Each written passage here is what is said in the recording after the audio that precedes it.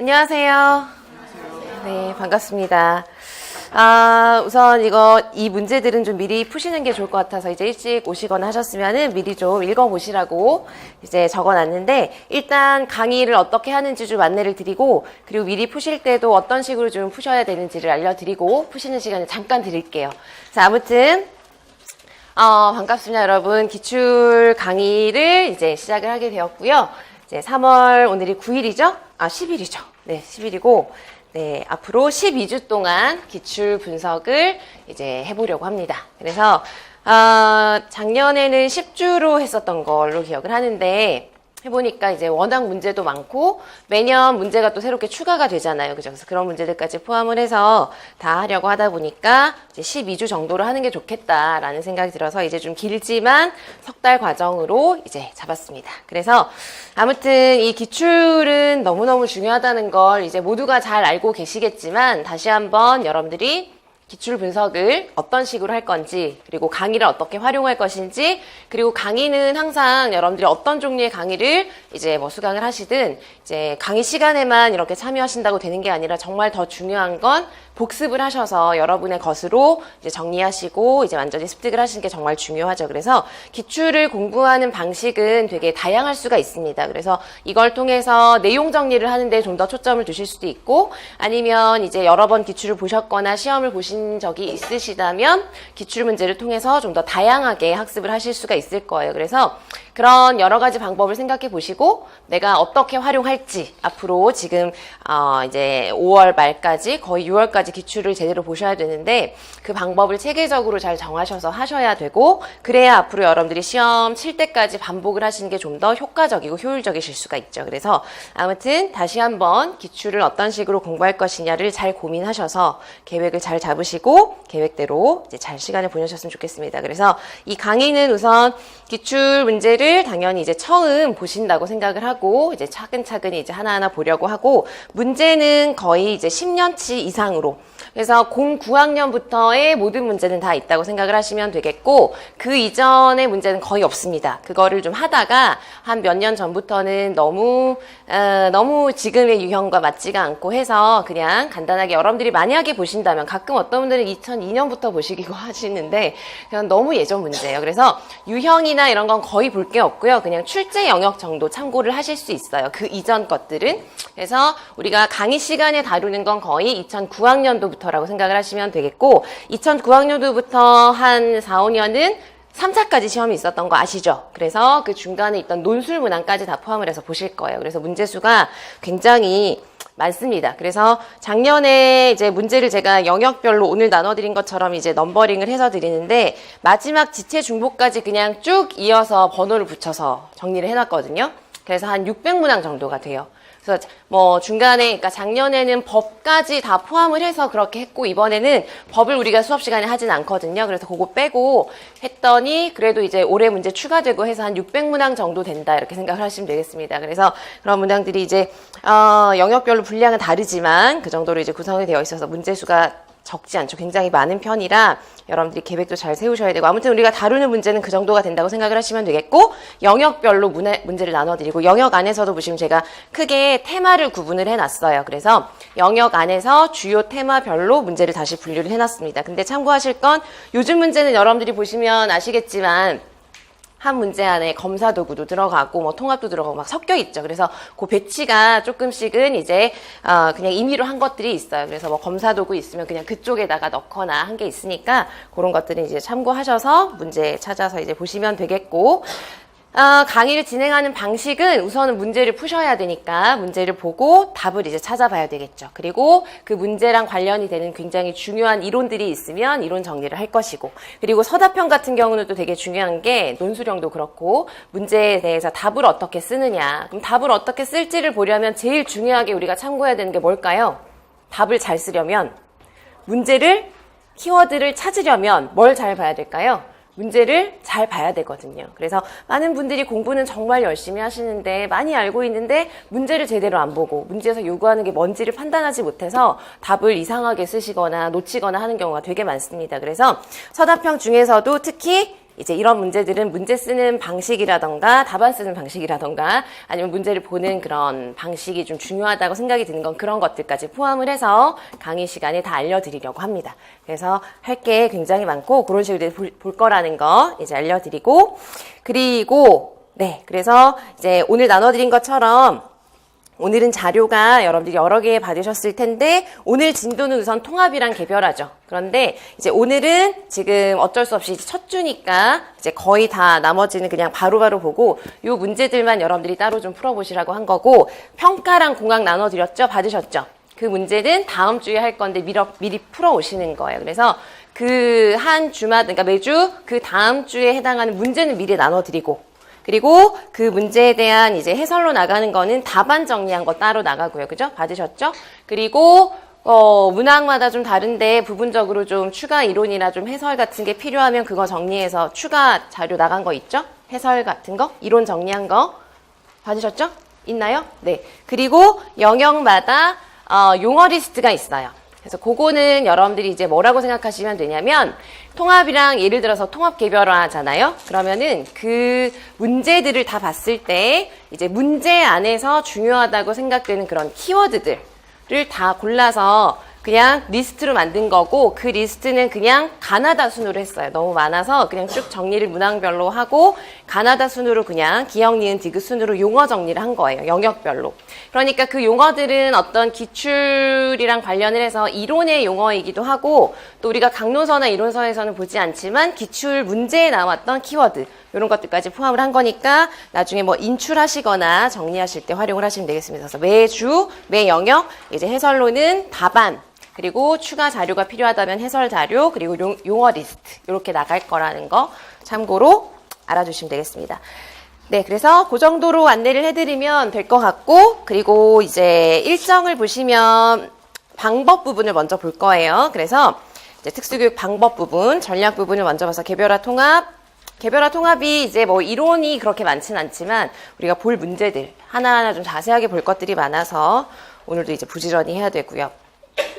행동 지원 같은 경우 사실 이제 제가 이렇게 좀 해놨습니다만 문제가 워낙 많아요. 그죠? 그래서 3, 4주에 걸쳐서 할 건데, 행동 지원하는 주 또는 학습 장애 또는 의사소통 장애, 이런 건 문제도 많고 또 문제 보면서 이론 정리할 것들도 좀 많을 거예요. 그래서 좀 오래 걸릴 수가 있어서 이런 주에는 조금 늦게 끝날 수 있습니다. 그래서 그런 거 스케줄 미리 좀 알아두시고, 최대한 이제 따로 날을 잡아서 보강하지 않고 최대한 그때그때 진도에 맞게 시간이 좀 연장되더라도 진행을 해서 최대한 맞춰서 하도록 해보겠습니다.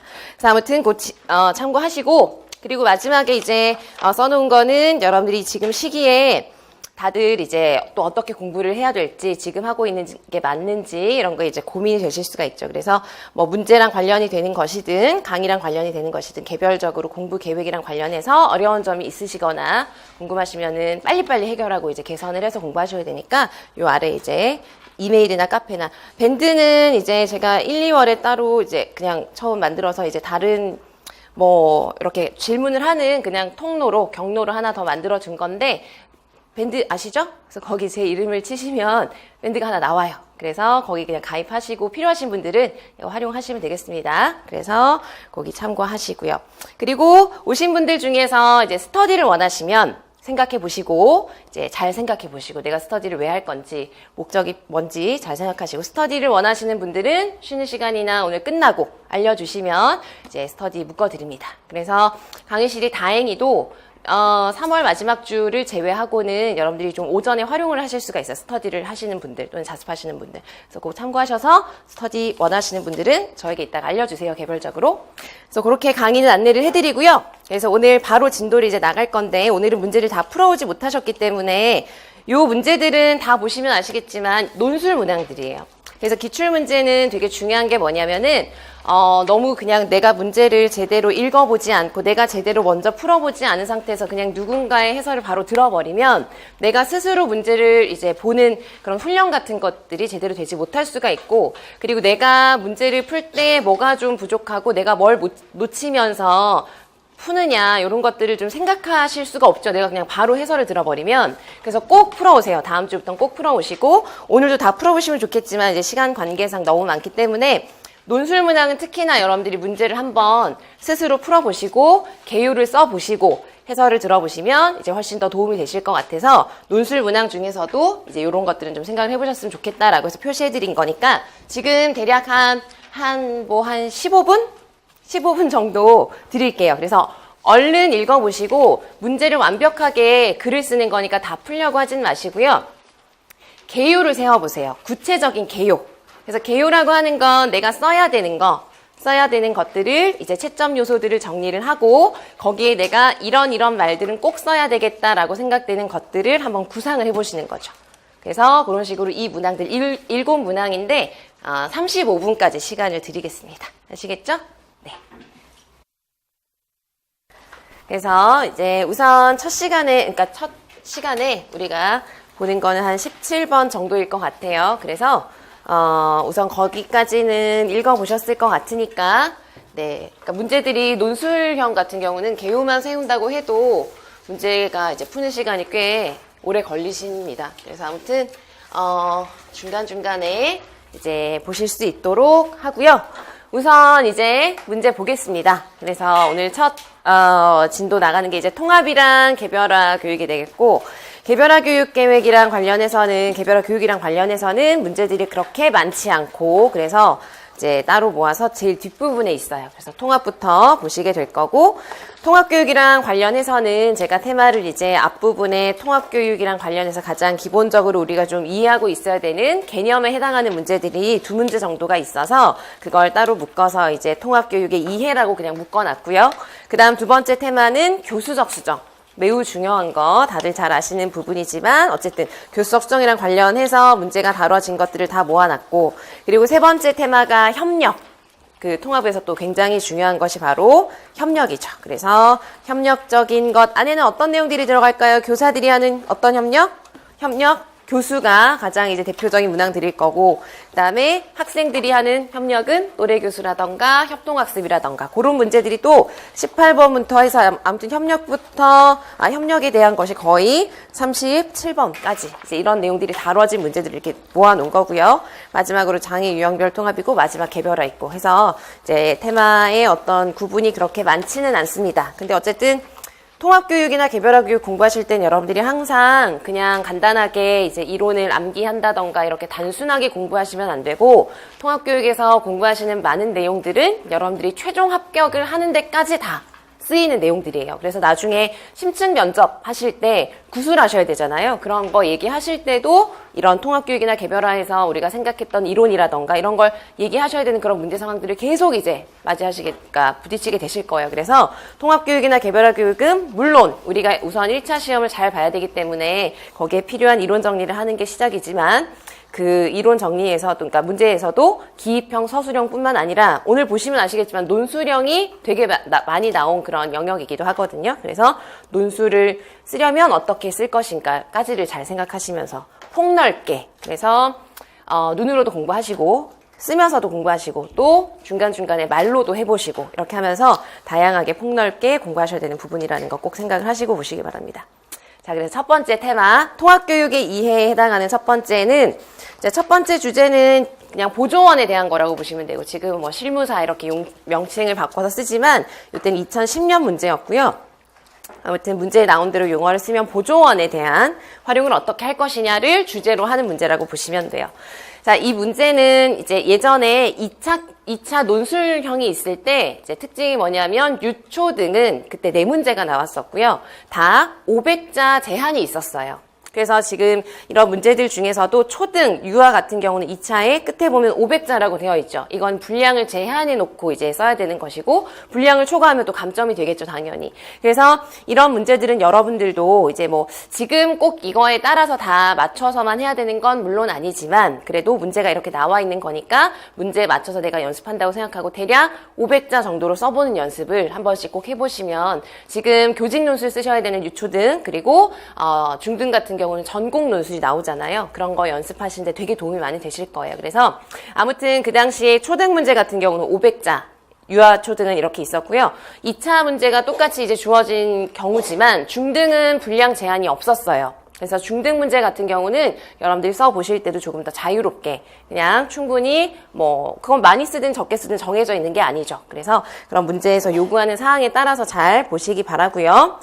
자, 그리고 이런 논술문항 같은 경우는 여러분들이 이제 지금부터 정말 훈련을 잘 하시고 아예 습관을 잘 만들어 놓으셔야 되는 게 뭐냐면 시험 치실 때 정말 어이없는 실수를 누구나 하고 정말 많이 하는데 뭘 쓰라고 이렇게 완전히 명시를 해놨는데 그런 걸 그냥 놓치고 지나가거나 이런 실수를 안 할 것 같죠, 여러분? 그런 실수를 난 안 할 거야 이렇게 생각을 하실 수도 있지만 다들 해요. 되게 많이 하고 그리고 되게 고득점으로 합격했다는 분도 결국 아쉬운 부분이 꼭 그런 부분에서 있기도 하거든요. 그래서 지금부터 보실 때 문제의 모든 부분을 하나도 빠짐없이 읽겠다라고 생각하고 보셔야 됩니다.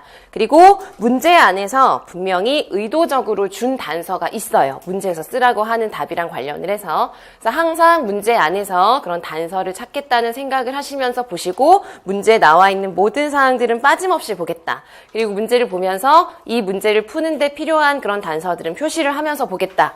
이런 것들을 생각을 하시면서 모든 문항, 객관식이든 서답형이든 뭐 기입이든 서술이든 논술이든 상관없이 모든 문항을 보실 때 그렇게 아예 앞으로 쭉 문제를 보실 때마다 그렇게 보는 습관을 기르셔야 돼요. 덜렁거리시거나 또 가끔 어떤 분들은 문제만 풀면 약간 이렇게 업되시는 분들이 있어요. 그래서 약간 뭔가 아는 게 나와도 확 이렇게 업이 되신다거나 그래서 또 놓치고 이런 모든 그런 것들을 컨트롤 하실 수 있도록 지금부터 이제 습관을 기르셔야 되니까 그렇게 보시고 하시기 바랍니다. 그래서 이런 논술 문항은 특히나 그렇게 보셔야 되는 그런 문항들이어서 이제 말씀을 드렸어요. 그래서 1번 문제 보겠습니다.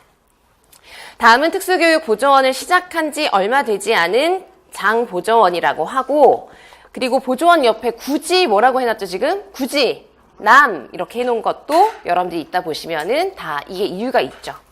그래서 남자 보조원이구나. 물론 이게 그냥 주어진 것일 수도 있지만 그냥 우리가 봐도 남이라고 해놓은 것은 좀 눈에 띄죠. 이런 것들은 또 생각을 해주시는 거예요.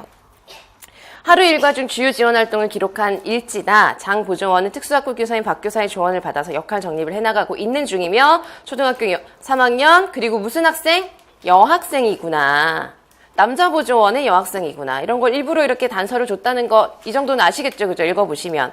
그리고 이제 예전 문제라 정신지체라고 되어 있습니다. 요즘은 이제 다 우리나라 법에서도 지적장애라고 하기 때문에 여러분들이 앞으로 모든 답안을 쓰실 때 정신지체라는 용어는 쓰시는 게 아니고 쓰지 마시고 지적장애라고 쓰셔야 합니다.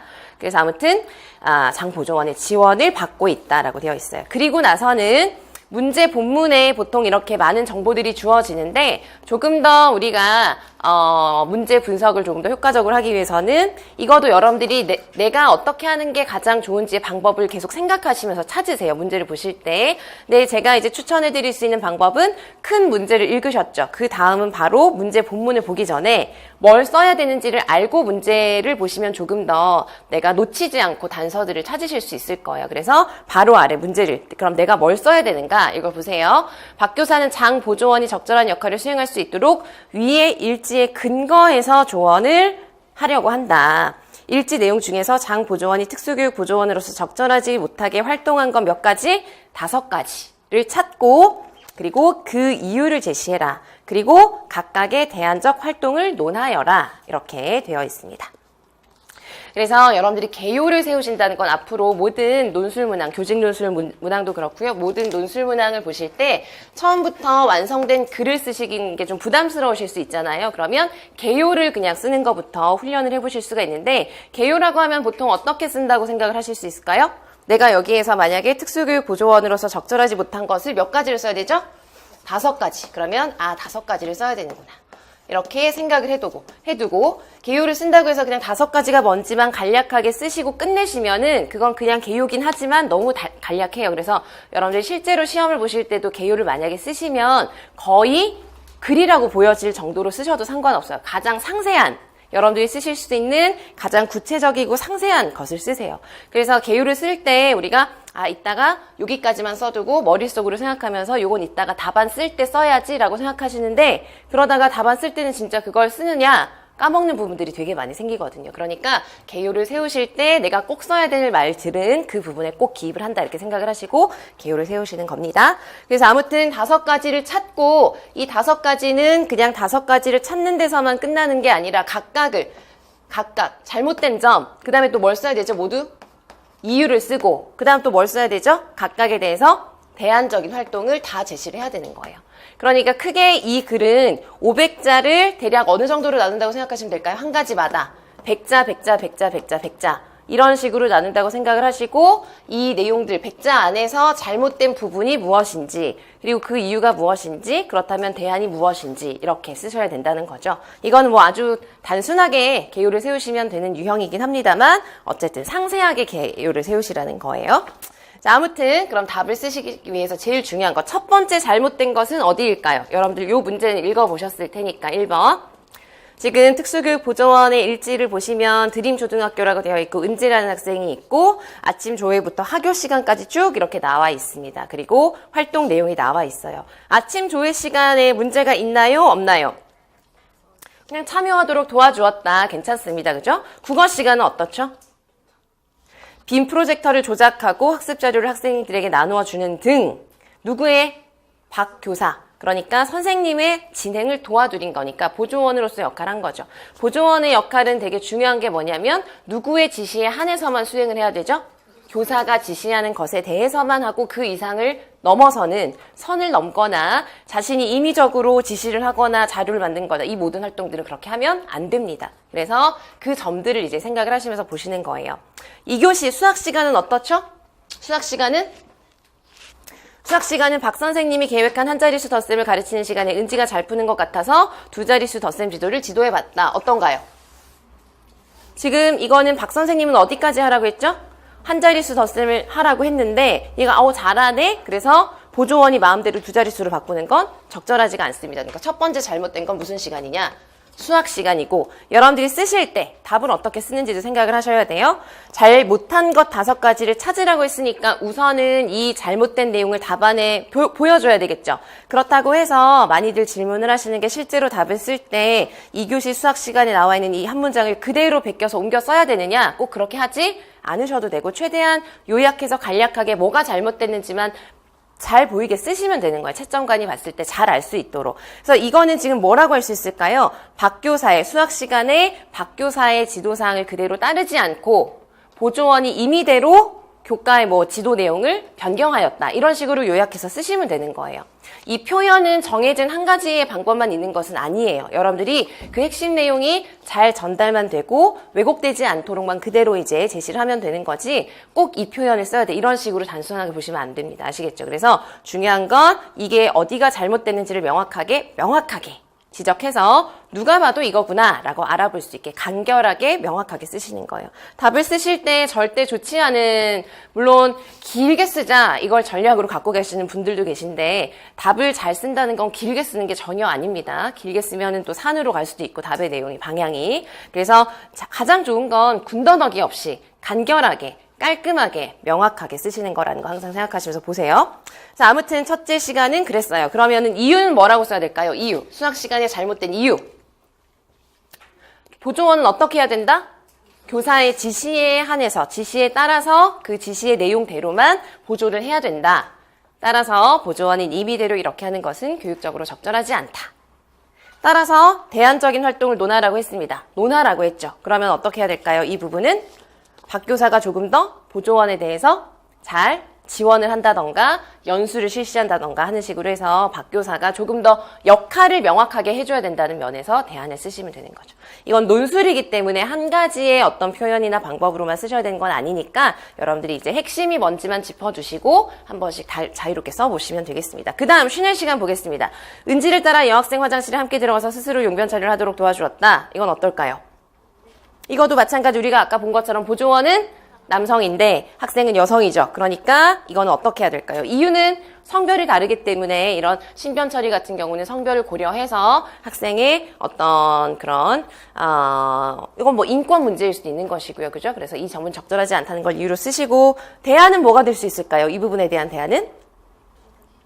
보조원은 남자고 학생은 여학생인데 그렇다고 해서 이제 따라 들어갈 수 없으니까 어떤 대안을 제시할 수 있을까요? 또래를 활용하여서 화장실을 가는 것에 대해서는 은지가 여학생 친구의 도움을 받도록 한다. 이런 식으로 대안을 쓰시면 되겠습니다. 그래서 두 번째로 잘못된 것이 이제 쉬는 시간. 그 다음 미술 시간은 어떻죠? 이런 식으로 단서가 있죠. 지시에 따라 이렇게 하였다. 도와주었다. 괜찮습니다.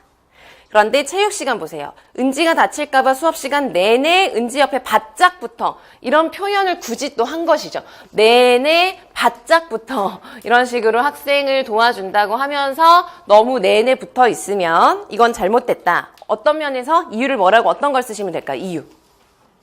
지금 이 모든 상황은 보조원이 지금 이 학급에서 도움을 주는 상황은 무슨 상황이죠? 무슨 학급에서의 상황? 통합학급이라고 되어 있죠? 그렇기 때문에 통합학급에서는 최대한 학생이 도움은 받지만 최대한 어떻게 할 수 있도록 해줘야 될까요? 통합되어서 또래들과 더 어울리고 상호작용하고 참여할 수 있도록 해야지 보조원이 이렇게까지 바짝 붙어서 하루 종일 따라다니면 내내 따라다니면 통합되는 그런 통합적인 활동에 어떤 효과를 저해할 수 있죠. 그런 면에서 이유를 쓰시면 되겠습니다.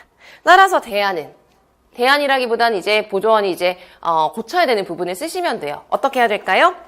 꼭 필요한 부분에 대해서 최소한의 지원을 하고 최대한 은지가 스스로 독립적으로 참여할 수 있도록 한다. 이런 식으로 쓰시면 되겠어요. 이해되시겠죠? 그래서 그런 것들은 여러분들이 연결해서 생각하시면서 써보시면 되니까 그렇게 보시면 되겠고, 그 다음 점심시간 보세요. 은지가 음식을 골고루 섭취하도록 영양가 있는 반찬을 직접 골라 먹여주었다. 지금 보시면 사실 이런 문항이 잘못되냐 잘잘못을 이제 가리기 위해서는 사실은 요즘 문제 같은 경우는 뭐가 더 주어지냐면 은지의 특성 같은 것들이 주어져서 예를 들어서 얘가 뭐 소근육 조절이 잘 안 된다던가 섭식에 문제가 있다던가 이런 단서가 있으면 모르겠어요. 근데 그런 거 전혀 없이 그냥 음식을 그냥 다 일일이 올려준다는 건 이것 또한 어떤가요? 은지가 해야 되는 부분을 보조원이 다 그냥 해줘버리는 거니까 최대한 어떤 학습자가 되도록 하기 위해서 독립적이고 자기주도적인 스스로 독립적으로 이제 일상생활을 하는 데 있어서 섭식은 굉장히 중요한데 이걸 다 해주는 건 도움이 되지 않는다. 이런 걸 이유로 쓰시면 되죠. 그 내용을. 따라서 이것도 마찬가지로 이제 은지가 스스로 할 수 있도록 이제 그렇게 보조원의 역할을 제한한다던가 이런 식으로 대안적 활동을 논해 보시면 되겠습니다. 자, 그 다음 학교 시간도 보세요. 박 선생님이 다른 부모와 대화를 나누는 동안 은지를 데리러 온 어머님께 학교에서 일어난 은지의 모든 행동을 일일이 알려주죠. 누가 일일이 알려드렸다는 거죠? 보조원이. 그러면 안 되죠. 그래서 이 부분은 잘못된 이유는 무엇이냐? 학부모와 학생의 보호자나 부모와 의사소통을 해야 되는 주체는 누구죠? 교사이다. 교사와 학부모가 주체적으로 이제 1대1로 직접적으로 상호작용을 해야 하고 보조원은 그 역할을 하는 주체가 아니라는 것이죠. 그래서 이유를 만약에 조금 더 구체적으로 쓰자면 그러면은 보조원도 의견이 있을 텐데 왜 굳이 그렇게 하지 않도록 하느냐, 그거 왜 잘못됐다고 하느냐, 보조원은 이 학생의 어떤 교육 계획이라던가 교육 활동이라던가에 대한 체계적인 계획을 내용을 다 가지고 있지 않잖아요. 그죠? 일부의 어떤 내용만 가지고 있는데 그걸 그냥 다 전달하는 건 전체적인 어떤 내용을 잘 반영하지 못하고 잘못된 정보라던가 주관적인 정보라던가 하는 것들을 전달할 수 있기 때문에 그래서 학생의 어떤 교육적인 효과라던가 학부모님들의 어떤 협력 이런 거에 오히려 오해를 발생시킨다던가 잘못된 정보를 줄 수가 있다. 그래서 더 이제 학생에 대한 책임 주체를 할 수 있는 교사가 직접적으로 상호작용을 해야 된다. 이런 식으로 이제 여러분들이 쓰시면 되겠고, 이런 말들을 쓰실 때 아마 머릿속으로는 다 이런 걸 써야지 라고 생각을 하시면서 아시겠지만 또 막상 백지에다가 쓰려고 하면 잘 안 되실 거예요. 그럴 때 이제 많이 참고하셔야 되는 게 통합교육이나 개별화 교육계에서 어떤 용어를 많이 쓰느냐 이런 것들을 잘 많이 봐두시면 나중에 이제 많이 도움이 되실 겁니다. 자, 그래서 이 문제는 전혀 어려운 문제가 아닙니다. 이 문제는 굉장히 그냥 무난하게 이제 뭐 나와 있는 조건대로만 이제 쓰시면은 거의 이제 뭐 무난하게 쓰실 수 있는 문제였어요. 그래서 넘어가겠습니다. 나중에 여러분들 꼭 한 번씩 전체 글을 꼭 써보시고, 두 번째 문제, 이거는 유아 문제였었고, 통합유치원에 다니는 만 5세 자폐성 유아가 있다. 그래서 그 자폐 학생이 포함되어 있는 그런 상황들에 대해서 두 교사가 대화를 나누고 있고, 그 다음에 나는 일반 유아를 위한, 그죠? 장애 유아가 아니라 일반 유아를 위한 동화 자료의 일부이다. 이렇게 되어 있습니다. 그래서 다시 이제 1, 2, 3번 소문항으로 나와 있는 것들을 보시면 이걸 다 합쳐서 500자로 이제 쓰시는 거예요. 아시겠지만. 그래서 첫 번째 보시면 가에 제시된 두 교사의 대화를 근거로 이런 말들이 나오면 항상 여러분들이 근거를 쓰실 때 어디에서 근거를 찾아야 되느냐? 대화에서. 요즘도 서답형 문제를 보면 다 이런 것들이 나와요. 학생의 특성에 근거하여. 위에 나와 있는 검사 결과에 근거하여. 관련지어. 이런 걸 놓치시면 안 돼요. 그래서 답안을 쓰실 때 이런 걸 꼭 반영하셔야 돼요. 이건 어디에 근거해서? 대화에 근거하라고 되어 있고, 대화에. 그러니까 근거는 그냥 대화 내용이 될 거예요. 여러분들이 쓰실 때 보시면. 기억과 같이 제안한 이유를 기억이 무엇이냐? 친구들이 경수를 이해할 수 있는 활동을 계획하는 것. 친구들이 경수를 이해할 수 있도록 하자. 그래서 이렇게 이유를 장애 이해 교육의 필요성 3가지와 연계하여 논하시오. 이렇게 되어 있습니다. 그래서 최 교사와 지금 이거는 여러분들 제가 풀어보라고 하지 않았었죠. 처음 지금 보시는 거니까 한번 읽어보겠습니다. 두 교사의 대화를 보시면 최 교사가 선생님 우리 반 경수 때문에 의논 드릴 일이 있다. 경수가 수업 시간에 가끔 귀를 막고 소리를 지르곤 하는데 그럴 때 저는 그냥 경수니까 이해하고 뭐라고 하지 않았더니 아이들은 제가 경수만 특별히 이해한다고 생각하는 것 같다. 그리고 또 우리 반 명미가 경수와 놀고 싶어 하는데 경수가 반응이 없어서 속상하다. 그래서 지금 보시면 이제 교사가 경수를 위해서 뭔가를 해줄 게 없을까 이런 생각을 하는 거죠. 그래서 이 교사가 그러면 일반 친구들이 경수를 이해할 수 있는 활동을 계획해보는 건 어떻겠느냐. 이게 바로 무슨 교육이 된다? 장애 이해 교육을 제안을 한 거예요. 그래서 마침 저에게 내 친구 은찬이라는 동화 자료가 있다. 그걸 활용해보자. 그리고 또 여기에 약간 특별한 상황이 나와 있죠. 그리고 같은 반에 있는 은찬이가 지금 우리가 봐야 되는 학생이잖아요. 그죠? 그런데 그 반에 누가 있다? 동생 은수가 있다는 거예요. 그러니까 그 반에 그 학생의 형제가 있는 것이죠. 형제 자매가. 그래서 아무튼 그런 상황이다. 같은 반에 있는 은수는 어떻게 지내냐? 그랬더니 그렇지 않아도 은수 문제도 의논을 드리려고 했다. 경수 어머니는 경수가 친구 없이 혼자 지내는 걸 많이 염려해서 어머니가 요청을 해서 경수를 동생이 있는 지난달에 경수를 동생이 있는 우리 반으로 재배치를 했다. 즉 경수가 누구죠? 자폐성 유아이고 그 자폐성 유아 학생을 누구 반으로? 동생이 있는 반으로 재배치를 했다는 거예요. 그 후에는 동생이 이제 형이 왔으니까 놀이 시간에도 누구랑 놀까요? 계속 형이랑 놀고 형 챙기고 그러느라 정작 은수는 본인의 친구들과 어울릴 시간이 부족한 것 같다. 그런 상황이죠. 그래서 의기소침해진 것 같다. 이렇게 제시를 했어요. 그리고 동화 자료가 나와 있는 것이죠. 그래서 우리가 이제 봐야 되는 것이 첫 번째가 장애 이해 교육의 필요성 3가지. 첫 번째 보시면 이 문제에서 여러분들이 이제 써보셔야 되는 것이 참고하셔야 되는 첫 번째가 장애 이해 교육이 왜 필요하냐. 필요성을 몇 가지? 3가지를 논해야 되는구나. 이렇게 이제 글의 구조를 생각을 해보시고 그 다음에 두 번째로 쓰셔야 되는 거는 지금 은수 반의 경수가 재배치가 되어 있잖아요. 그래서 그 상황을 고려해서 가에 나타난 은수의 상황. 그러니까 형이 자폐인데 우리 반에 와서 내가 지금 형을 챙겨야 되는 그런 상황에서 이걸 고려해서 누구를 지원하는 것?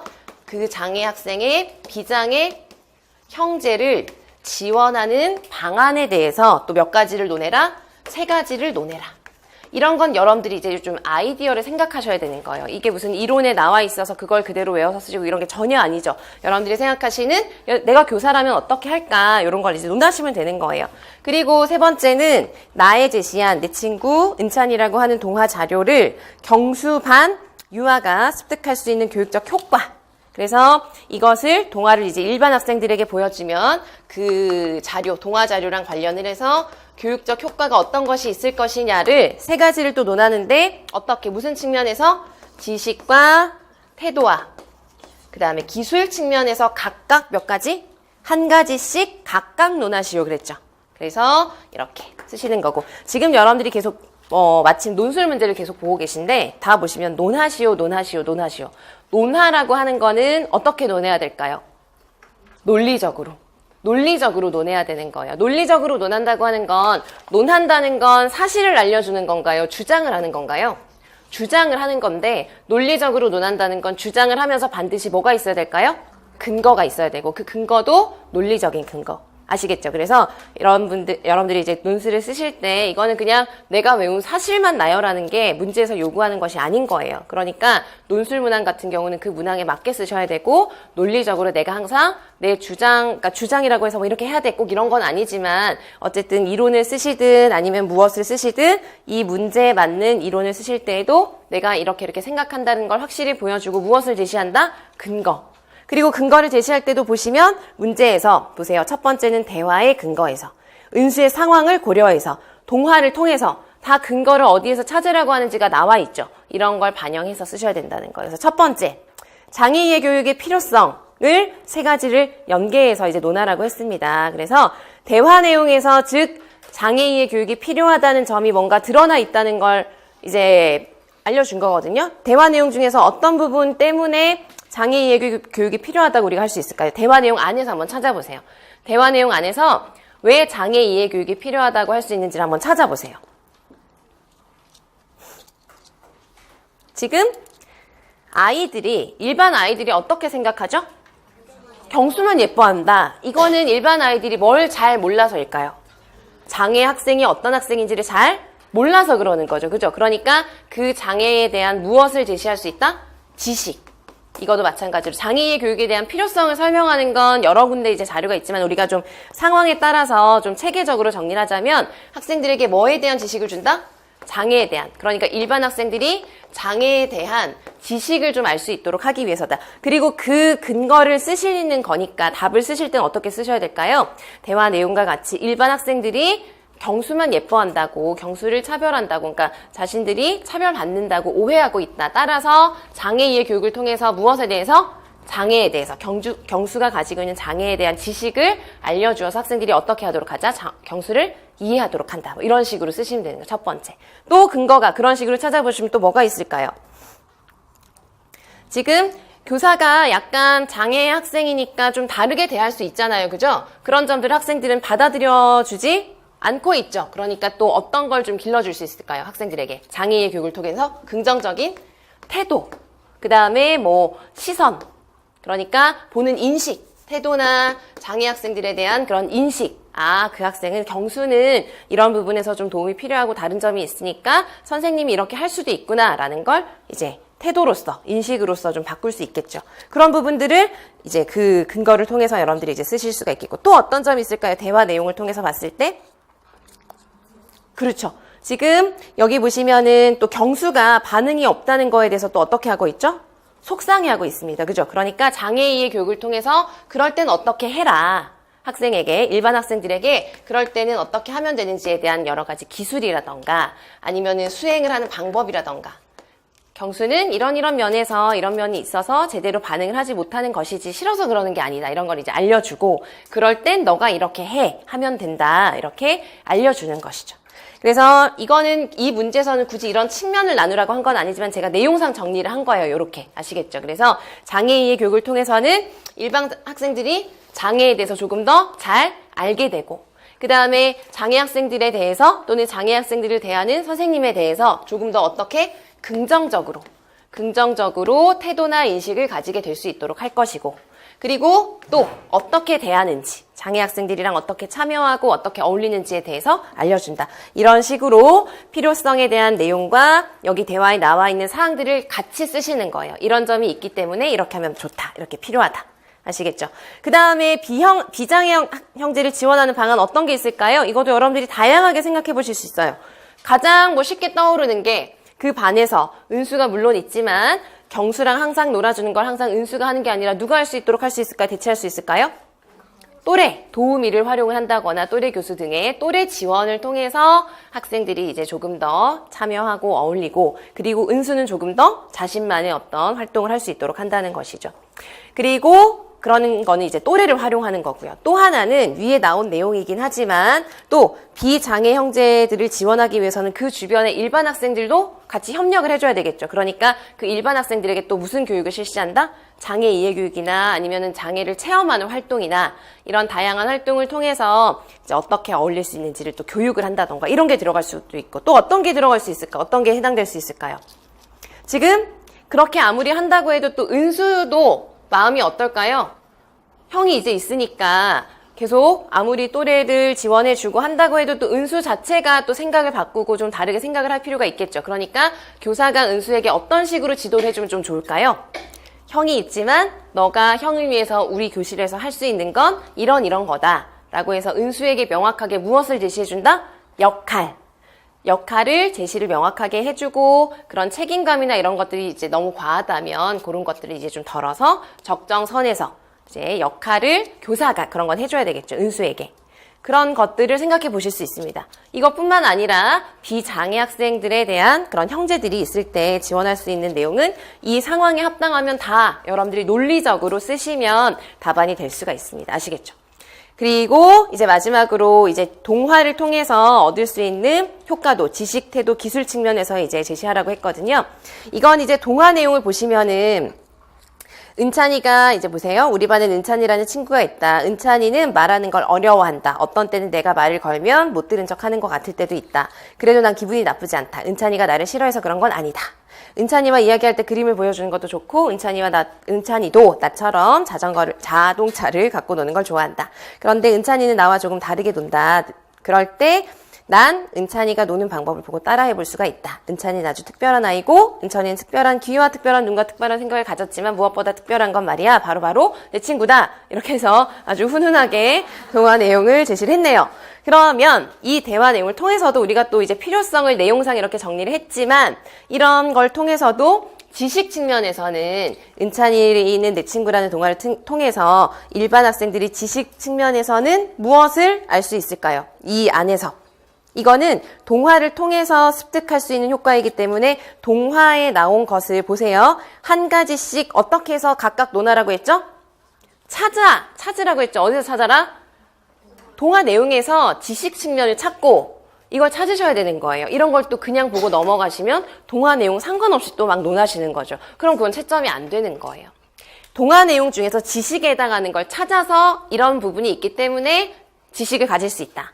태도 부분을 찾아서 이런 부분이 있기 때문에 태도를 잘 향상시킬 수 있다. 이렇게 쓰시는 거죠. 지식 측면에 해당하는 거 우리 방금 얼른 빠르게 읽어봤지만 어떤 부분이 이제 일반 학생들이 봤을 때 지식을 조금 더 얻을 수 있는 부분일까요? 지식은 뭐죠? 지식은 말 그대로 새롭게 뭔가를 알게 되는 거, 인지적으로 알게 되고 받아들이게 되는 그런 내용들이죠. 내용. 뭘까요? 어떤 부분? 이런 게 있죠. 은찬이는 뭘 하는 걸 어려워한다? 말하는 걸 어려워하는 친구야. 이 학생은, 은찬이라는 친구는 이런 게 좀 어렵대. 그리고 또, 그거는 못 들은 척 하는 것 같지만, 그건 뭐 때문이 아니다? 싫어해서 그러는 게 아니다. 그러니까 의도적으로 그렇게 하는 게 아니라, 이 내 친구 은찬이가 그냥 갖고 있는 특성이라는 걸 알려주죠. 이런 부분들을 통해서 장애 학생들에 대한 은찬이의 장애에 대해서 더 잘 알 수 있도록 한다. 이런 식으로 지식 측면을 쓰시고, 태도는 어떤 부분일까요? 태도는 제일 마지막에 이제 훈훈한 부분을 보시면 은찬이는 이것도 특별하고 저것도 특별한데 가장 특별한 건 어떤 거다? 은찬이는 그냥 특별하지만 가장 중요한 건 내 친구다. 그래서 은찬이도 다른 친구들과 동등한 하지만 그냥 좀 다른 그런 친구라는 점을 인식하고 은찬이에 대해서 어떤 마음을 갖게 될까요? 마지막까지 보면 긍정적이고 친근한 마음이나 태도를 가지게 되겠죠. 그런 면들을 이제 언급하시면 되겠고 기술은 어떻게? 기술은 은찬이도 나처럼 자동차를 갖고 노는 걸 좋아하는데 뭐가 좀 다르다? 좀 다르게 논다. 그러니까 우리가 그걸 따라해보자. 이런 것들이 이제 수행이랑 관련이 되는 거죠. 그러니까 기술이 되는 거예요. 그래서 이 문제도 보시면 문제를 잘 읽고 동화 내용에서 지식, 태도, 기술 측면에서 한 가지씩 찾아서 논해라. 그랬으니까 찾아서 쓰고 그 부분이 지식이다. 그 부분이 태도다. 그 부분이 기술이다. 이걸 논하시는 거예요. 아시겠죠? 그런 식으로 쓰시는 겁니다. 그래서 이제 앞부분에서 가장 이제 장애 통합교육이랑 관련을 해서 우리가 보조원의 활용 그리고 장애인의 교육이 다뤄진 논술 문항을 통해서 보셨고 이제 두 번째 테마가 이제 바로 이제 바뀌었죠. 그래서 교수적 수정이 나오고 교수적 수정에 대한 문제는 지금 여기에 묶여져 있는 것 이외에도 여기저기 요즘 이제 서답형 같은 경우는 여러 가지가 섞여 있다 보니까 다른 장애 영역 보실 때도 조금씩 더 보실 수도 있는데 어쨌든 교수적 수정을 좀 집중적으로 볼 수 있는 문항들을 다 포함을 해놨습니다. 그래서 17번 까지가 전부다. 문제가 적지 않죠. 그래서 통합교육은 우리가 뭐 기본적인 내용을 봤지만 통합교육하면 여러분들 공부하실 때 가장 중요한 테마가 교수적 수정 그리고 협력 그 정도로 크게 이제 정리를 해보실 수 있어요. 그래서 우리가 이제 문제마다 교수적 수정이라던가 교수 적합화에 대한 내용이 계속 이제 반복되니까 가장 중요한 핵심 이론을 한 번만 훑어보고 문제를 보도록 하겠습니다. 교수적 수정 같은 경우는 여러분들 공부하실 때 가장 먼저 이런 거 볼 때 가장 먼저 뭘 봐야 되죠? 개념 또는 정의가 무엇이냐 이거부터 먼저 확인을 해보셔야 되겠습니다.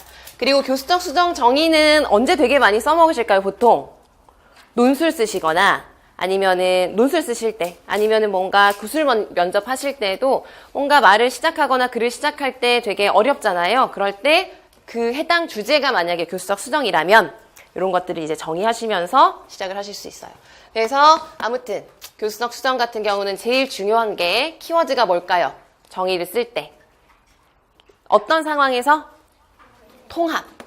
그래서 당연히 주체는 이제 장애 학생일 것이고 통합학급의 수업에 누가 참여하죠? 장애 학생이 참여하는 무엇을? 수업에 참여하는 수업의 양과 질을 향상시키기 위해서 수정을 하는 거죠. 그죠? 그래서 제일 중요한 게 일반 학급 또는 통합학급의 수업에 참여하는 양도 늘리지만 학생이 더 질 높게 참여할 수 있도록 하기 위해서 우리가 다양하게 수정을 합니다. 그래서 이제 이 정의를 쓰실 때는 정의 안에는 개념 안에 유형들을 다 포함을 해서 정의를 하는데 우리가 이제 유형은 또 따로 봐야 되죠. 유형. 그래서 이건 이제 일종의 목적이라고도 할 수 있고 개념 자체이기도 해요. 그래서 유형을 나누면 유형은 기본적으로 몇 가지? 5가지로 나뉘어집니다. 그래서 가장 먼저 교수 무슨 수정? 환경부터 할까요? 환경의 수정. 그 다음에 교수적 집단화. 그 다음에 교수 방법. 그 다음 교수 내용. 마지막으로 평가.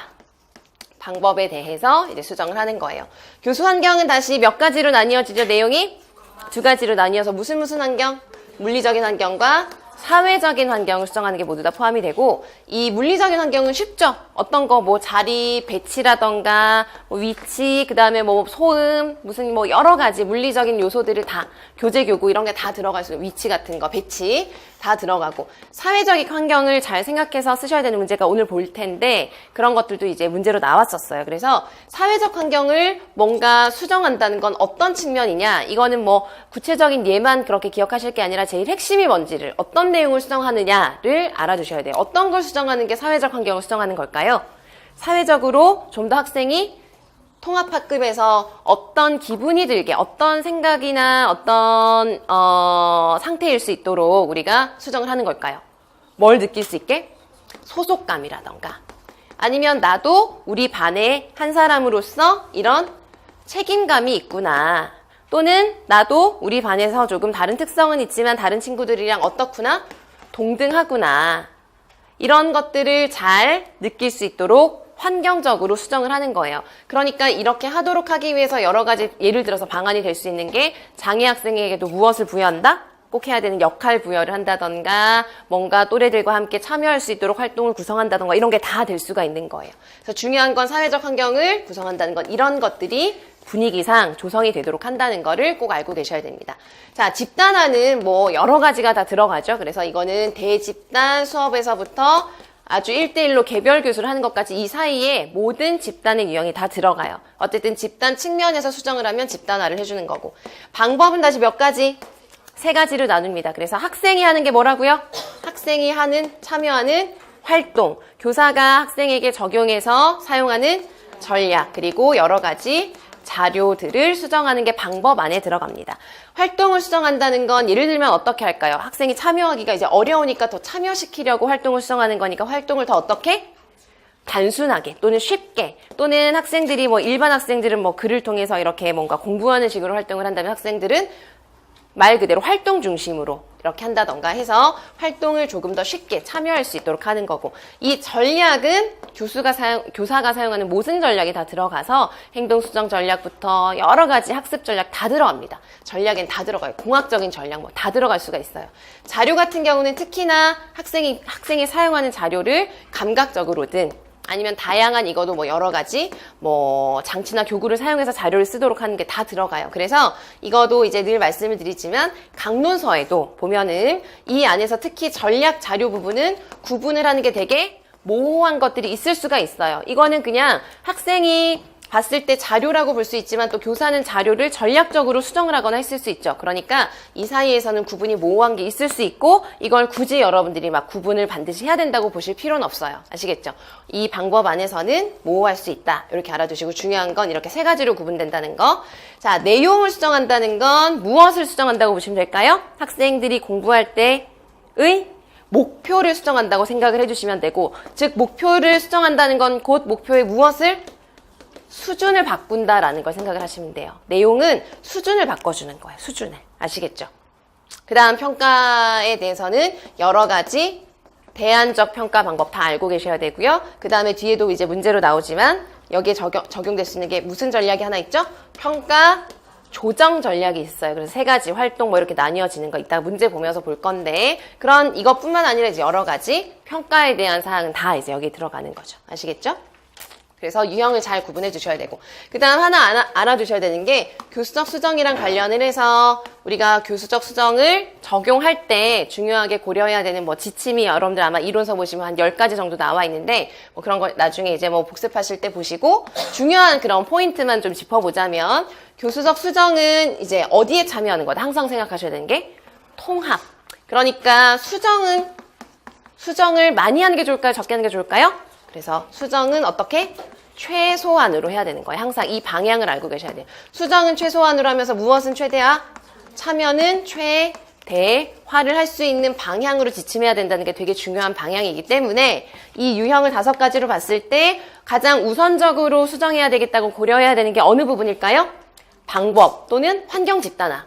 이런 부분들은 그렇게 나머지에 비해서, 나머지라고 하면 이제 뭐 내용이지만 이거에 비해서 덜 수정하는 거예요. 왜냐면은 그냥 환경만 고쳐주고 집단화를 다르게 해주고 방법만 바꾼다는 건 학생들이 기본적으로 다른 학생들과 무엇은 동일하게? 내용은 동일하게 가지고 있는 거예요. 그래서 이 부분에서 먼저 수정을 하는 걸 고려하고, 이것만으로는 안 되겠다라고 할 때 무엇을 고려한다?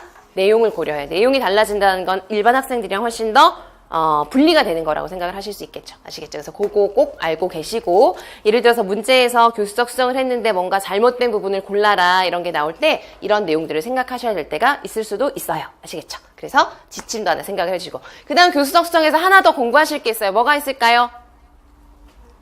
절차, 단계. 교수적 수정에 절차 또는 단계가 있습니다. 몇 단계일까요?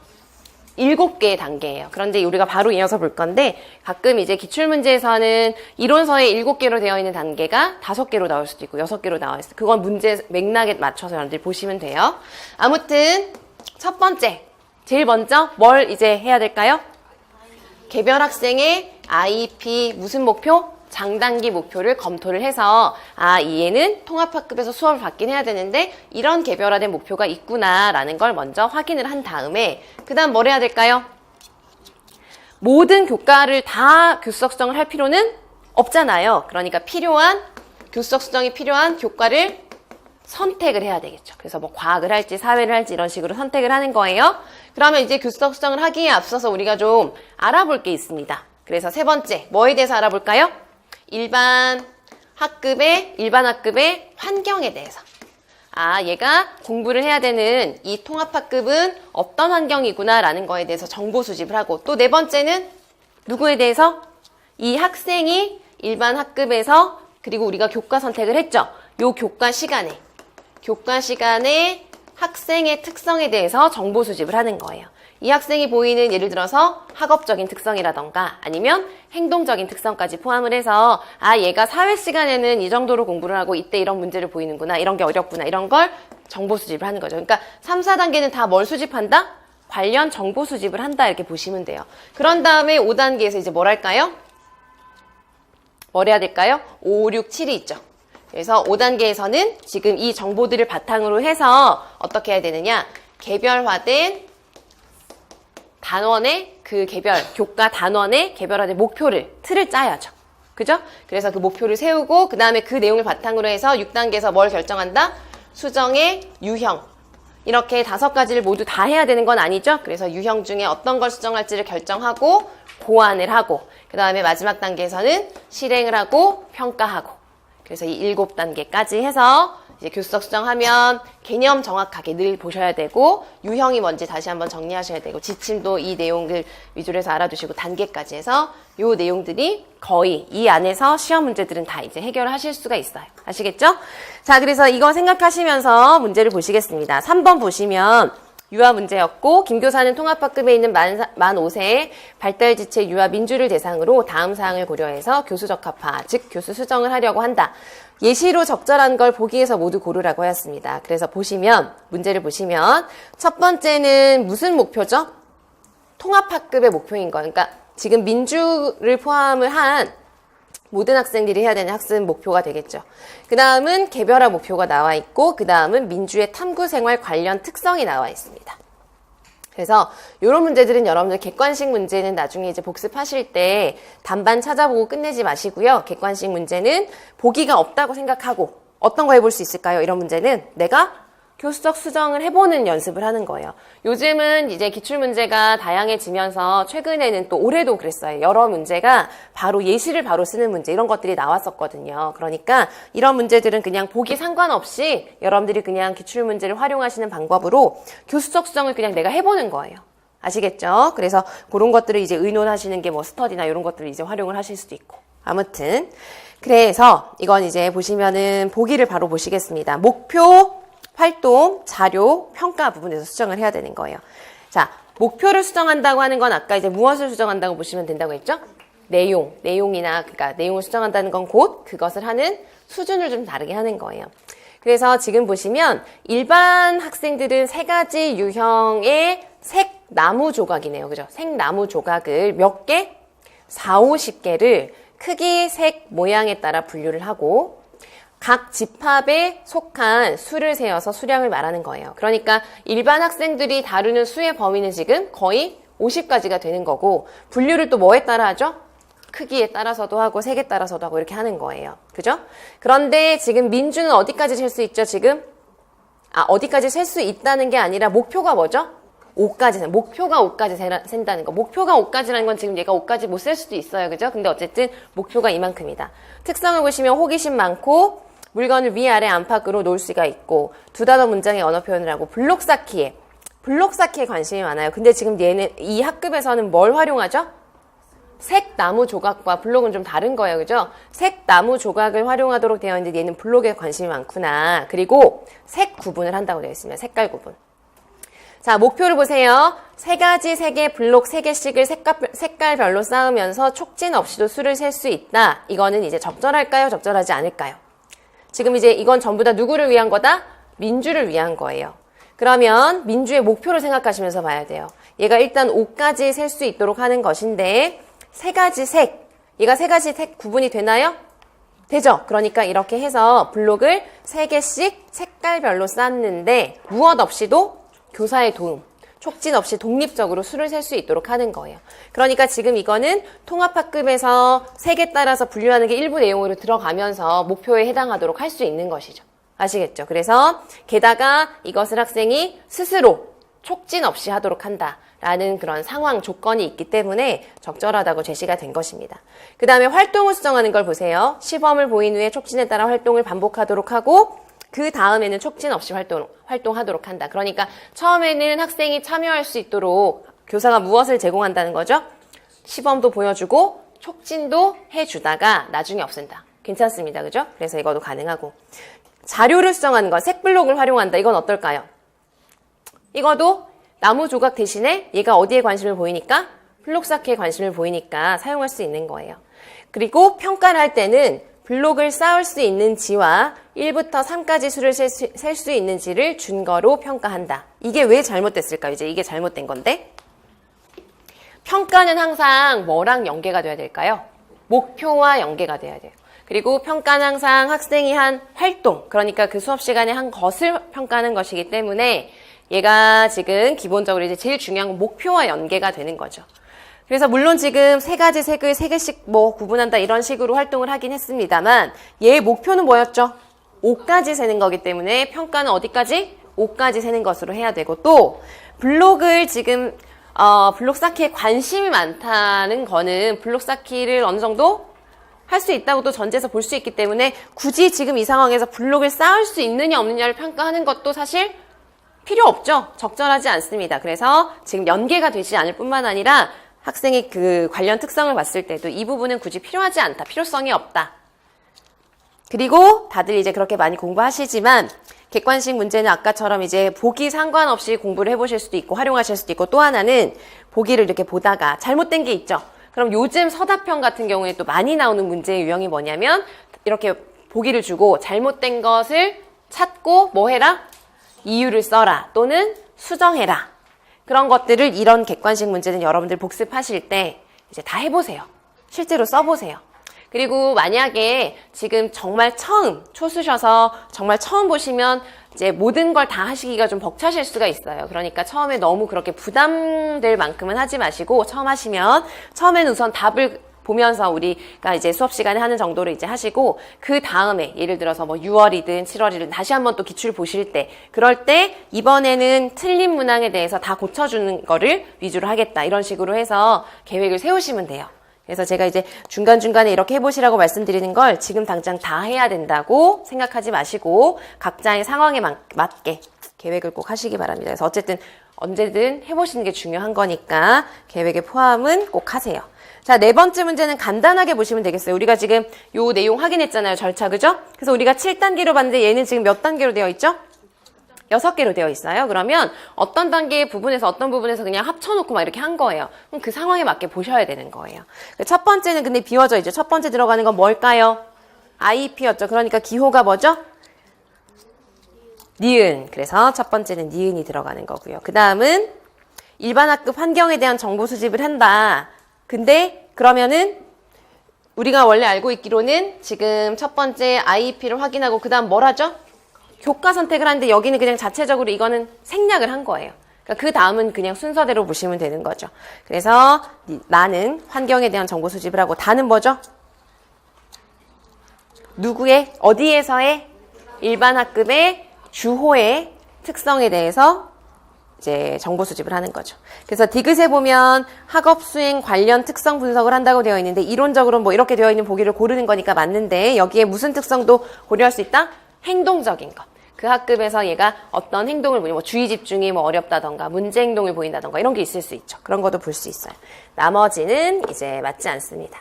그래서 이건 간단하게 3번으로 보시면 되고 넘어가겠습니다.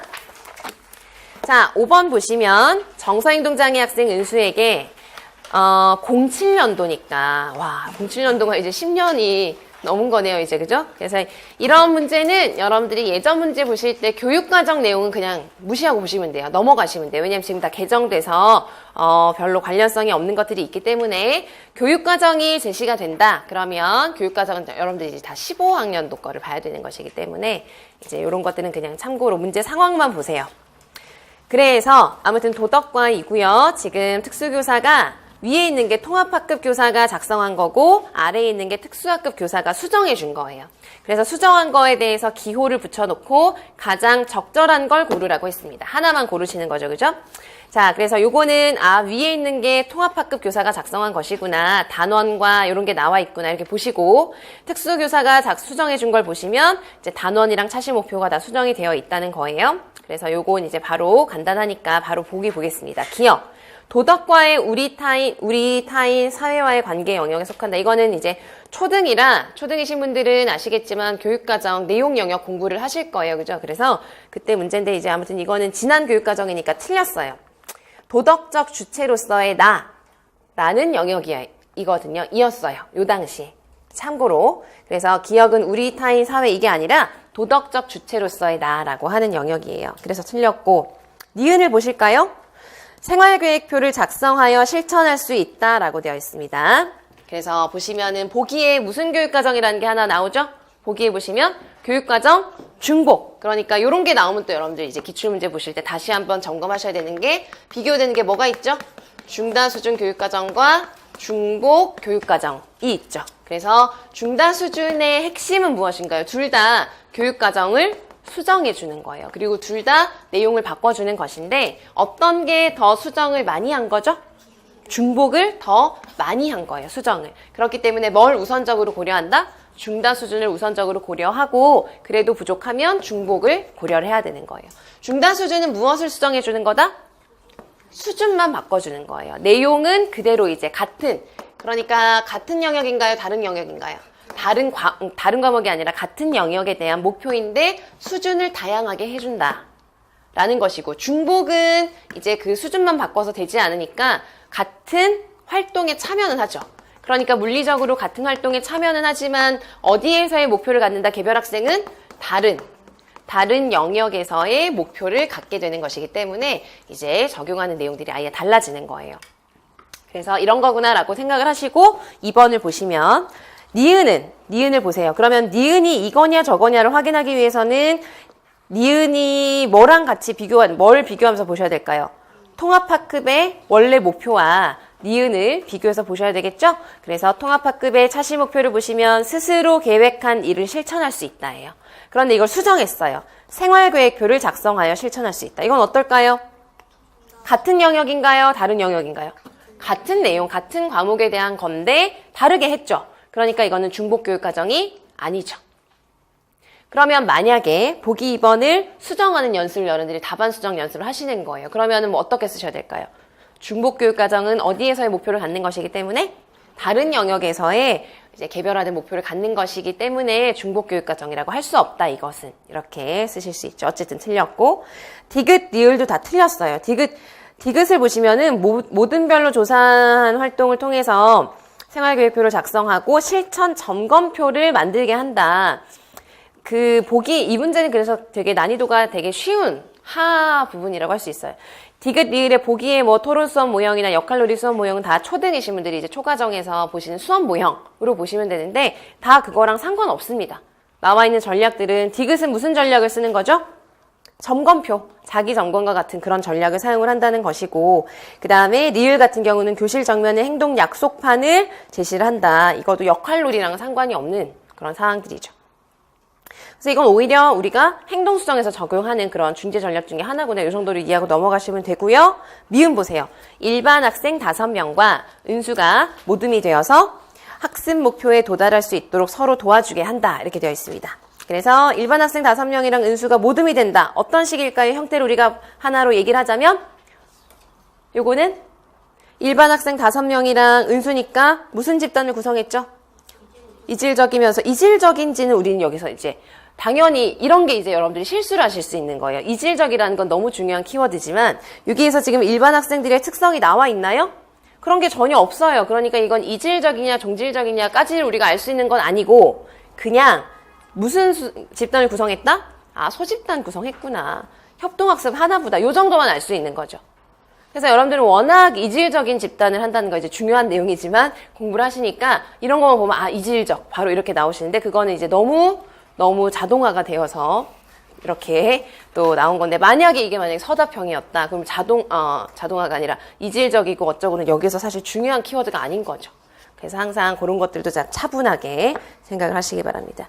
어쨌든 그래서 미음은 교수 집단을 수정한 거 맞나요? 맞죠. 집단화 수정한 거 맞죠. 그것만 보시면 되는 거예요. 넘어가겠습니다. 자, 6번은 이거는 이제 사실 이 문제를 풀기 위해서는 우리가 또 협력 교수를 봐야 되는데 뒤에서 이제 협력 부분에서 따로 하니까 내용은 그때 조금 더 상세하게 보도록 하겠고 요건 이제 조금 더 교수적 수정이랑 관련해서 보고 넘어가겠습니다. 그래서 이제 이것도 유아 문제고 교수학습 활동이 나와 있고 도입이랑 전개랑 정리평가가 나와 있고 이제 보기를 바로 보시면 옳은 걸 고르시는 거예요. 전개 단계에서 교육과정 수정 전략을 사용하였다. 그러면 전개 보세요. 전개. 찾으셨죠? 전개 부분에 조가 빨강조, 노랑조, 파랑조, 보라조 이렇게 나뉘어져 있어요. 그래서 보시면은 지금 원래 이 학생들이 해야 되는 그런 활동들이 있는데 지금 풀립반은 통합학급이거든요.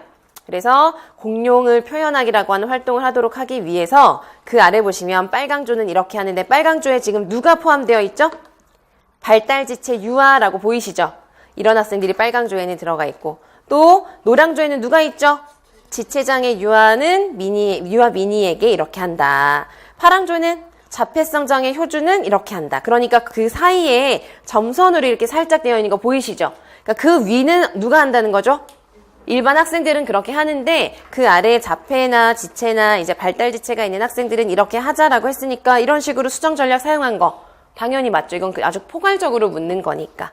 그래서 이런 부분이 있다. 그래서 맞다 이렇게 생각하실 수 있으면 되겠고요. 그 다음에 빨강조 민수에게 부분 참여 전략을 사용하였다. 빨강조를 한번 보세요. 여러 가지 종이를 구겨 붙인다라고 되어 있습니다. 여러 가지 종이를 구겨서 붙이면 되는 거예요. 그래서 신문지를 구기는 걸 좋아하는 학생에게 신문지를 구기도록 했다. 부분 참여 전략 사용했나요? 그죠? 원래 학생들은 뭘 하는 거죠? 신문지만 하는 게 아니라 여러 가지 종이를 다 하는 건데 얘는 여러 가지에 관심이 없을 수도 있죠. 어쨌든 그런 건 모르겠지만 신문지 구기기를 좋아한다. 그래서 여러 가지는 아니지만 할 수 있는 부분에 대해서 참여를 보장했습니다. 그래서 부분 참여. 부분 참여는 우리가 지적장애나 중도장애에서 또 중요한 내용이라서 그때 문제가 있어요. 나온 게. 그래서 그때 더 자세하게 보도록 하겠습니다. 자, 도입 단계는 보기를 보니까 대안적 교수랑 평행 교수니까 이건 무엇의 방법이죠? 협력 교수의 방법을 여기서 여러분들 보셔야 돼요. 그래서 바로 그냥 문제 보겠습니다. 우선 도입을 보세요. 지금 도입 보시면 이런 활동을 한다라고 되어 있는데 진행교사가 김교사와 민교사로 구분이 되어 있죠. 그래서 내용을 보세요. 설명하고 그 다음에 확대하고 선 따라 그리게 하고 이런 건 다 누가 하고? 김교사가 하고 민교사는 뭘 하죠? 나눠만 주는 거예요. 그러니까 민교사는 무슨 역할을 한다고 볼 수 있을까요? 보조하는 거예요. 아시겠죠? 그래서 이 상황에 따라서 도입 단계는 무슨 방법을 썼다? 교수 보조 형태다. 이렇게 볼 수 있겠습니다. 대안적 교수라는 그런 보기가 이제 대안적 교수라고 되어 있는데 대안적 교수가 되려면 제일 중요한 핵심 단서가 뭘까요? 집단화를 한다. 그래서 전체를 어떻게 나눈다? 대집단과 소집단으로 나눈다는 거죠. 그리고 중요한 건 소집단을 그냥 나눈 게 아니라 소집단 학생들은 어떤 목표를 갖고 있을 수 있죠? 더 심화된 학습이나 또는 보충 학습을 할 수 있도록 하는 그런 학생들을 대상으로 하고 한 사람은 대집단을 맡고 한 사람은 목표를 가지고 소집단을 맡아야 돼요. 그래서 그런 사항이 있어야 되기 때문에 아닙니다.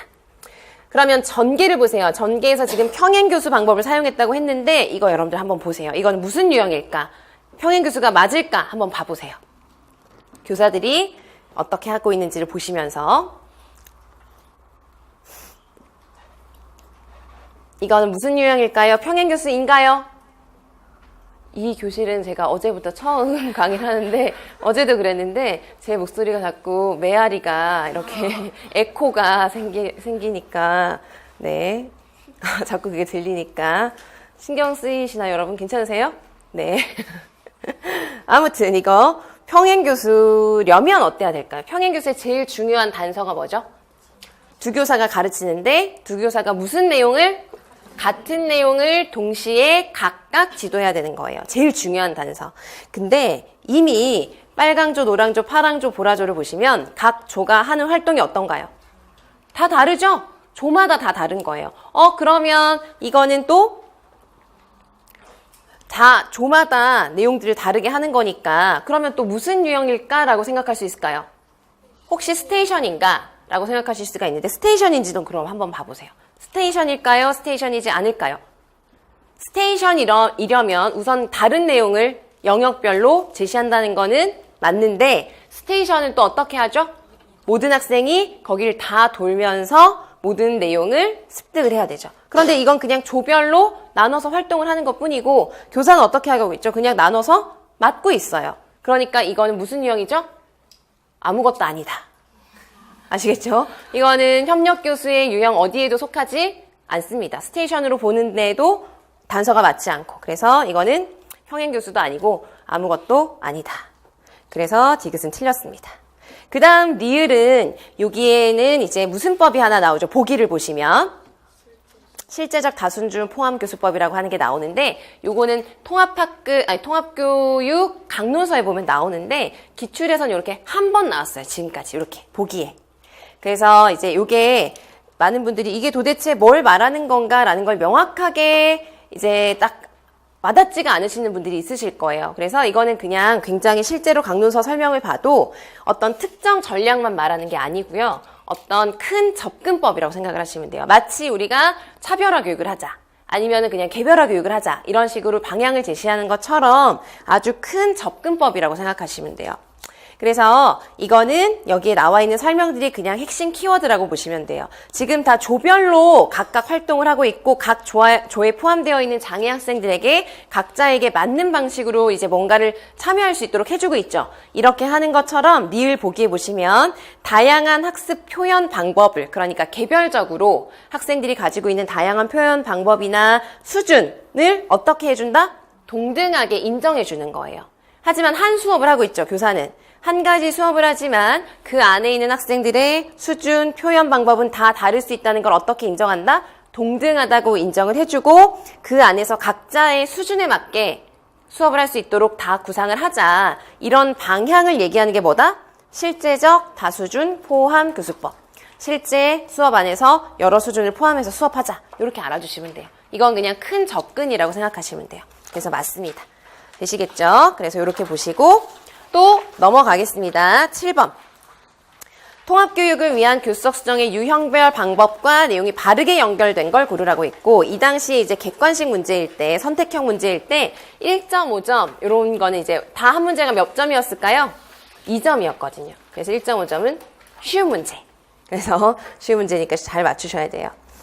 자, 유형은 우리가 환경, 집단, 방법, 내용, 평가 이렇게 해서 우리가 아까 점검한 이론 체계가 그대로 제시가 되어 있네요. 그죠?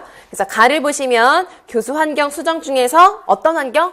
사회적 환경 조성을 맞게 했느냐를 보시면 되는 거예요. 그래서 보니까 뭐가 나오죠? 장애 학생 개개인의 소속감, 평등, 존중, 협동심, 상호 의존감을 고려한다. 맞나요? 맞고 매우 중요한 키워드죠. 그러니까 이제 또 기출 보실 때 맞는 표현으로 나왔거나 한 것들은 여러분들도 서브 정리한 거나 단거나 하신 거에 만약에 그 내용이 없다. 사회적 환경이라고 내가 정리는 했는데 요 말들이 없다. 그러면 기출에 나온 문구는 또 여러분들이 나중에 답을 쓰실 때든 아니면 이런 문구는 또 나온 게 또 나오고 이럴 수가 있어요. 그러니까 이런 건 따로 또 추가적으로 정리하는 것도 복습하실 때 하셔야 되는 것들입니다. 아무튼 매우 중요한 키워드로 맞고 교수 집단을 수정한다 라고 해서 집단 수정 중에서 지금 스테드가 나왔으니까 뭘 생각하셔야 될까요? 협동학습을 하는 거구나. 그러면은 집단화한 거 맞죠? 그래서 거기까지는 맞고, 그러면은 확인해야 되는 것이 옆에 나와 있는 게 스테드인지 아닌지를 봐야 되는 거예요. 옆에 나와 있는 거 얼른 보세요. 수준이 비슷한 학생 4명에서 6명으로 구성을 해서 이제 과제를 완성하는 데 필요한 일을 분배, 자료 구하고 과제가 완성되면 다시 누구에게? 집단에게 보고한다. 피드백을 받는다. 이거는 뭘까요? 우리가 여러분들이 보시는 협동학습의 유형이 어떤 게 있나요? 스테드도 있고, TGT도 있고, TAI도 있고, 직소도 있고, LT도 있고, 또 뭐도 있죠? GI도 있고, 쿡쿡도 있고. 그 중에 뭘까요? GI. 그래서 이 부분은 GI를 이제 얘기를 하는 건데, 하나 우리가 조금 이 부분 괜찮을까라고 생각할 수 있는 부분이 있어요. 뭘까요? 그쵸? 우리가 교사가 예를 들어서 이번 협동학습은 이런 뭐 수학 교과를 가지고 하는 것이라던가 특정 목표가 있기 때문에 난 동질적으로 집단 구성을 하겠어 라고 하면 그렇게 하면 안 되는 게 아니라 할 수도 있지만 그런 특별한 단서라던가 계획에 대한 내용이 없다면 다 협동학습의 소집단은 무슨 집단이다? 이질적 집단이라고 전제를 하시는 거예요. 그런데 여기에서 제일 앞에 학업 수준이 비슷한 학생끼리 묶었다. 이거는 동질적이죠. 그러니까 만약에 이 부분을 가지고 이제 우리가 잘잘못을 따지자면 전체적으로 내용상 봤을 때는 GI나 이 부분은 보통 이제 특별한 다른 단서 없이 동질적으로 하는 건 적절하지 않을 수 있다. 뭐 이런 식으로 정리를 해주시고 중요한 건 스테드가 아니니까 어쨌든 나는 틀렸죠. 그 다음 다에 보시면 교수 방법을 수정한다고 되어 있습니다. 그래서 교수 방법 안에 3가지 뭐뭐뭐가 들어갔죠? 학생이 하는 활동, 전략, 자료가 있잖아요. 그 중에서 평행교수라고 제시되어 있으니까 활동, 전략, 자료 중에 뭘까요? 전략인 거죠. 이거는 이제 전략을 말하는 거고, 그러면 옆에 이제 방법에 평행교수가 제시된 것까지는 맞죠? 전략이니까 그것도 확인하셔야 되는 거예요. 그리고 또 확인해야 되는 게 옆에 나와 있는 내용이 평행 교수가 맞느냐. 자, 두 교수가 동등한 책임과 역할을 분담해서 같은 집단을 학습 집단을 맡아 가르치는 것이고 공동으로 구안하고 지도하는 협력 교수다. 그래서 맞을까요? 아닐까요? 아니죠? 그래서 여기 나와 있는 설명은 뭘까요? 팀 티칭에 대한 설명으로 보는 게 가장 적절하겠죠. 물론 무슨 형태를 하든 두 교사가 동등한 책임을 가지는 건 맞지만 역할도 아예 분담을 한다고 했고 무슨 집단을 지도한다? 같은 집단을 같이 지도한다고 했으니까 팀 티칭.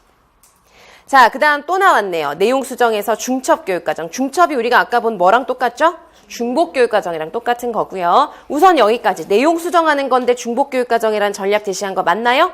맞죠? 왜냐면은 중복교육과정이나 중다수준교육과정이나 다 교육과정 내용을 수정하는 것이기 때문에 여기까지 맞아요. 그럼 옆에 보세요. 맞나요? 중첩교육과정? 같은 어디에 참여한다? 활동에 참여하되 어디에서 목표를 갖는다? 다른 영역에서 다른 목표를 선정한다. 그러니까 제일 중요한 키워드만 딱 제시를 해서 아주 이제 간결하게 표시를 해준 거죠. 그러니까 맞죠? 평가 방법 수정, 다면적 점수화 맞나요? 맞죠? 그래서 이거에서 이제 평가의 방법을 바꾼 건 맞다. 그럼 우리가 또 확인해야 되는 게 다면이 맞느냐? 다면적 점수화는 어떻게 점수를 매긴다는 거죠? 다면, 누구의 다면? 학생의 여러 면을 평가한다. 그러니까 능력, 노력, 성취 등의 영역을 평가한다. 맞죠? 그래서 맞습니다. 다면적 점수화랑 여러분들이 좀 약간 헷갈린다기보다는 이해는 하시지만 가끔 이제 실수하시는 게 공동 점수화라고 하는 게 있어요. 대안적인 방법 중에. 다면적인 건 누구의 다면? 학생의 다면. 공동은 누가 공동? 교사가 여러 명이 함께 점수를 매기는 거. 그래서 이제 또 맞습니다. 그래서 여기까지 보셨고 8번부터 잠깐만 쉬었다가 할게요. 그래서 잠깐만 쉬었다가 8번부터 보겠습니다.